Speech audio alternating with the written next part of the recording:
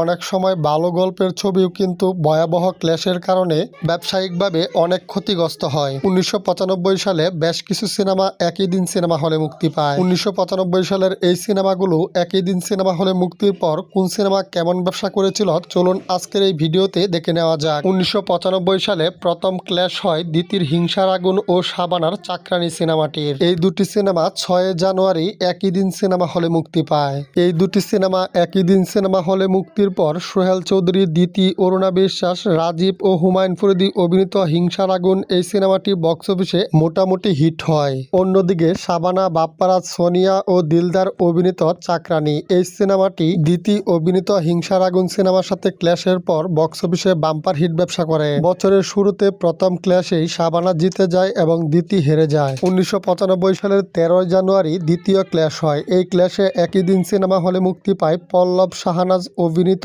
আত্মরক্ষা ও মেহেদী হাসান শাবনূর অভিনীত শুধু তোমারই। এই দুটি সিনেমা একই দিন সিনেমা হলে ভয়াবহ ক্ল্যাশের পর আত্মরক্ষা সিনেমাটি বক্স অফিসে ফ্লপ হয়। শুধু তোমারই এই সিনেমাটি বক্স অফিসে মোটামুটি হিট হয়। 1995 সালে তৃতীয় ক্ল্যাশ হয় 20 জানুয়ারি। একই দিন সিনেমা হলে দুটি সিনেমা মুক্তি পায়। সিনেমাগুলো হচ্ছে ইমরান কবিতা অভিনীত প্রেম পাগল, মান্না চম্পা অভিনীত বাবার আদেশ। এই দুটি সিনেমা একই দিন সিনেমা হলে ক্ল্যাশের পর ইমরান কবিতা অভিনীত প্রেম পাগল সিনেমাটি বক্স অফিসে ফ্লপ হয়। মান্না চম্পা অভিনীত বাবার আদেশ এই সিনেমাটি বক্স অফিসে ব্লকবাস্টার হিট ব্যবসা করে। 1995 সালের চতুর্থ ক্ল্যাশ হয় 31 মার্চ। 31 মার্চ একই দিন সিনেমা হলে তিনটি সিনেমা মুক্তি পায়। সিনেমাগুলো হচ্ছে জসিম ববিতা অভিনীত রাজাবাবু, পল্লব রুজি সিদ্দিকী অভিনীত লাভ স্টোরি, জসিম ইলিয়াস কাঞ্চন অভিনীত পাষাণ। এই তিনটি সিনেমা একই দিন সিনেমা হলে ভয়াবহ ক্ল্যাশের পর রাজাবাবু সিনেমাটি বক্স অফিসে হিট হয়। কাজী হায়াত পরিচালিত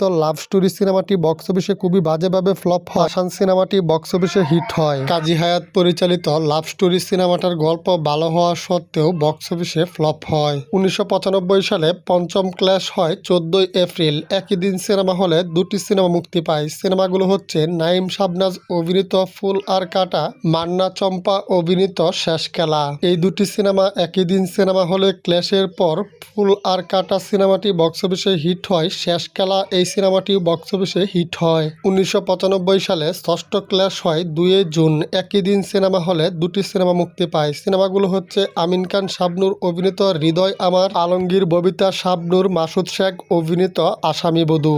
এই দুটি সিনেমা একই দিন সিনেমা হলে ক্ল্যাশের পর আমিন খান শাবনূর অভিনীত হৃদয় আমার সিনেমাটি বক্স অফিসে সুপার হিট ব্যবসা করে। অন্যদিকে আলমগীর ববিতা শাবনূর ও মাসুদ শেখ অভিনীত আসামি বধূ সিনেমাটি হৃদয় আমার সিনেমার সাথে ক্ল্যাশের পর বক্স অফিসে সুপার ডুপার হিট ব্যবসা করে। হৃদয় আমার এই সিনেমার থেকে বক্স অফিসে অনেক এগিয়ে ছিল আসামি বধূ সিনেমাটি।